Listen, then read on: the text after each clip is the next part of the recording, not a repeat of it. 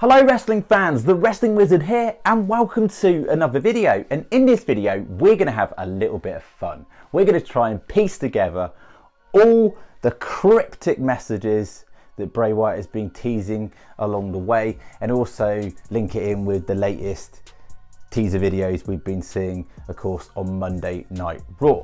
Now I will say there's no guarantee that Bray Wyatt is going to come back. There's always a possibility he may never come back to WWE. However, I honestly believe this is the best time for Bray Wyatt to return to WWE. SummerSlam. It makes so much sense. A whole year after he was released, everything coming full circle.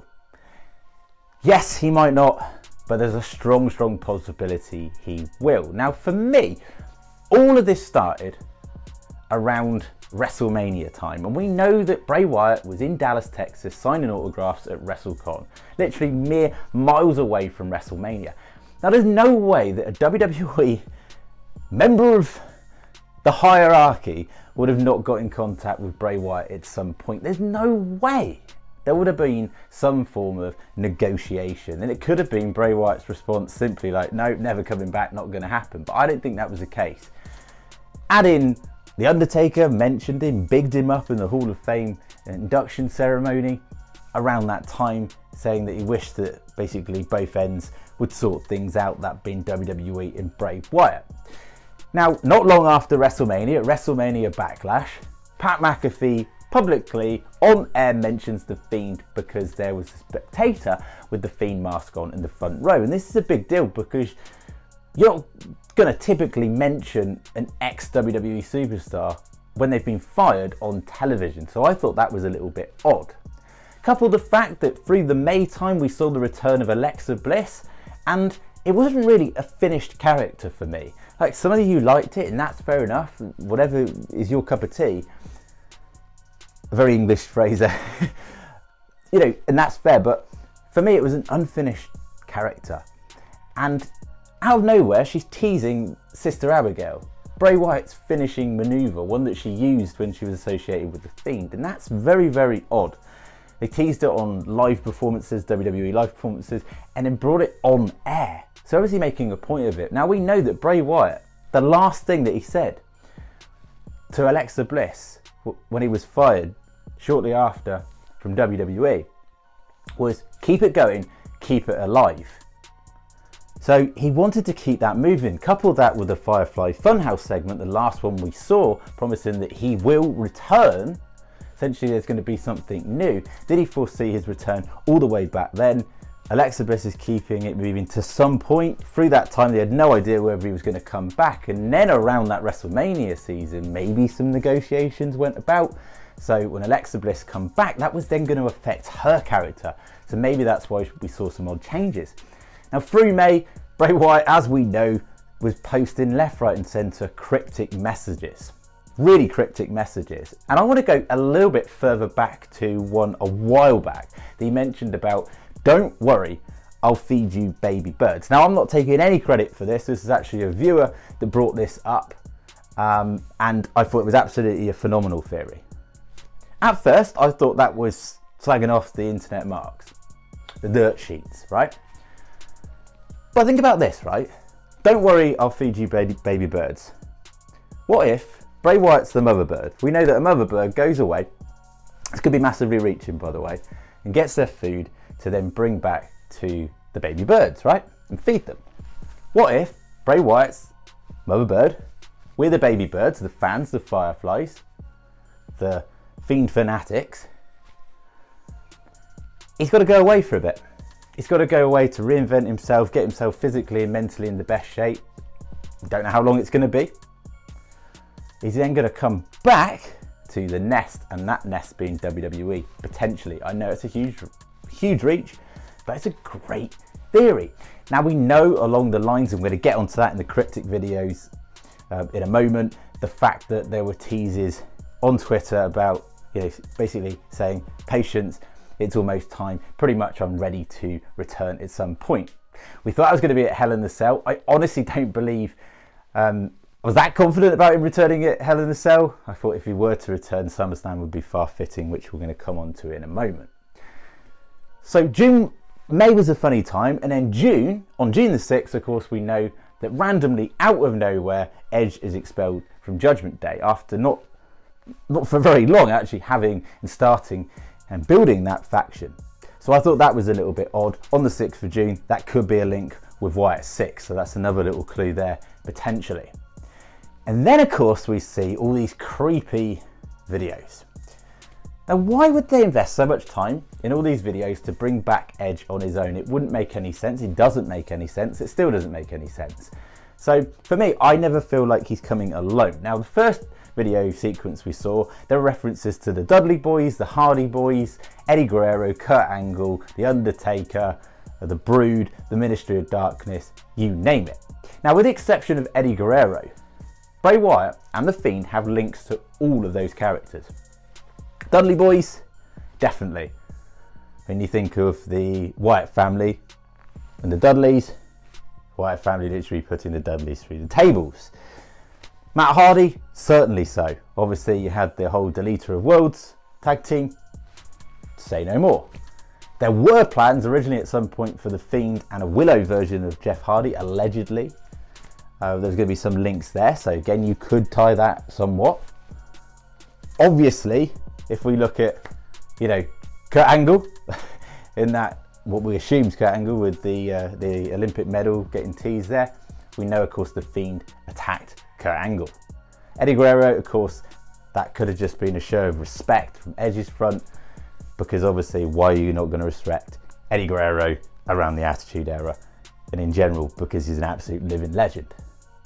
And there was that whole video gave me Bray Wyatt vibes as well. You think about the red lighting, just the whole eeriness of that whole gimmick, the 6 lights that you saw appear, which were in red. One of them had a circle, so could that be insinuating everything is coming full circle?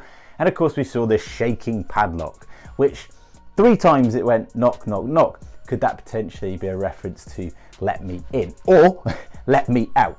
So there's a lot of hidden messages there that we can read into. Now, since then, there's been another video that is aired, and there's references to, of course, Randy Orton, John Cena, and Mick Foley. What really stands out to me is the fact that a lot of these almost seem like, well, especially the Mick Foley flannel top, is burning. Now, of course, we mentioned in the last video that could be a reference to WrestleMania 22, where, of course, Edge speared Mick Foley through a table and he caught him on fire, right? Both of them were on fire, actually. I have no idea how Edge made the pin. And then Cena's almost looks like there's some sort of catching fire of his tops, and maybe not the Randy Orton one, but the fire theme could be a throwback and reference also as well to the fact that Bray Wyatt's debut match as Bray Wyatt, the leader of the Wyatt family, in 2013 against Kane at SummerSlam, and that match was an Inferno match. So could the fire be a hats off and a reference to that? So I thought that was really interesting. Also, we know that, of course, The Fiend attacked Mick Foley, took his finishing maneuver. We know how much history Bray Wyatt has had with John Cena, back to the whole Wyatt family, and of course, WrestleMania 30. Like, say no more. And of course, The Fiend more recently in the Firefly Funhouse match that they had, which The Fiend defeated John Cena. But Bray Wyatt lost to John Cena, a big part of his almost self-destruction, self-confessed self-destruction since that point. And then, of course, The Fiend got revenge down the line.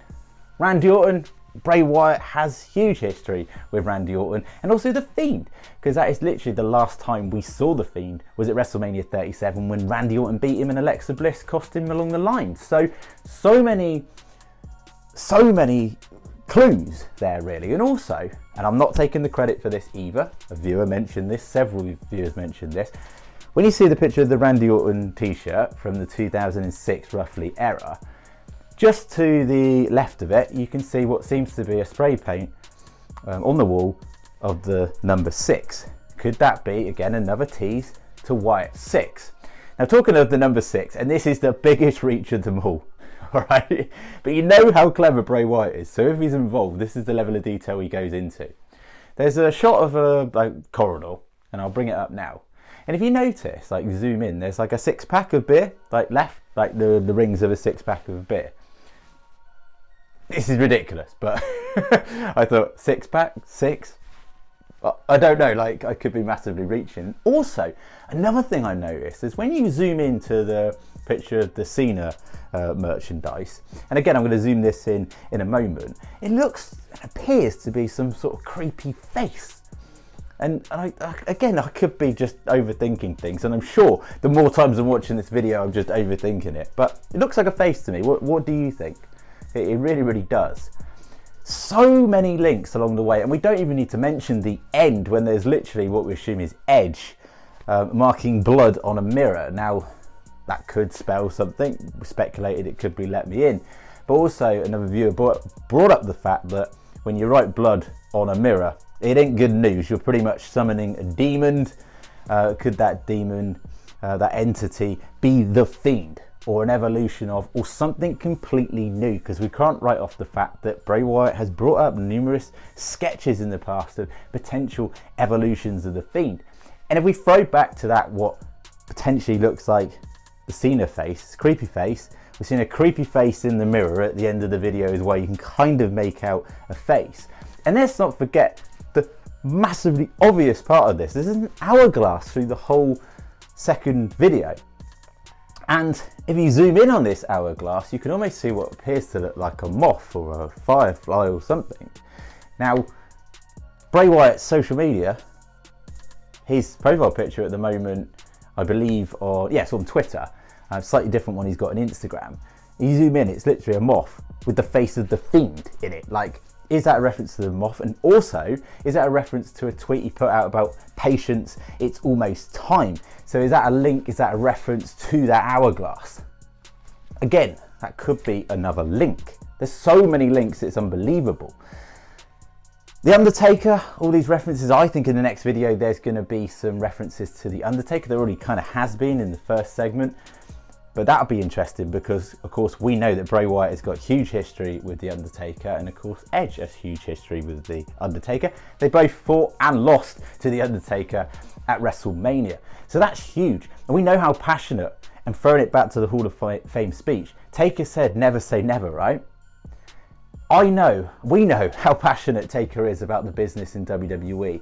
Would he ever rule out a return to WWE? Of course not in the ring. I think it's safe to say his best days are done in ring, but could he come back in some form of management role? That would be absolutely amazing. Imagine him managing like a Ministry of Darkness Mark II with like Bray Wyatt, Edge, and maybe throw Alexa Bliss in there for the hell of it. Alexa Bliss's character is going to change if the Fiend or Bray Wyatt ever comes back to WWE, so that's something worth bringing up as well. Could Randy Orton potentially change down the line as well? You know, you've got to look at the fact that if the Fiend were to come back, it could go after Riddle, because Riddle is the closest thing to Orton at the moment. So there's so much, and I've probably missed a few of the points along the way. There's no doubt I could have covered it all, so fill the gaps for me. Please get down in the comment section and share your theories, your thoughts, crazy as they might be. We welcome them the more. Thank you so much for watching the video. Be really appreciative if you could like the video, share the video, and subscribe if you're new. And we'll see you, of course, in another theory video.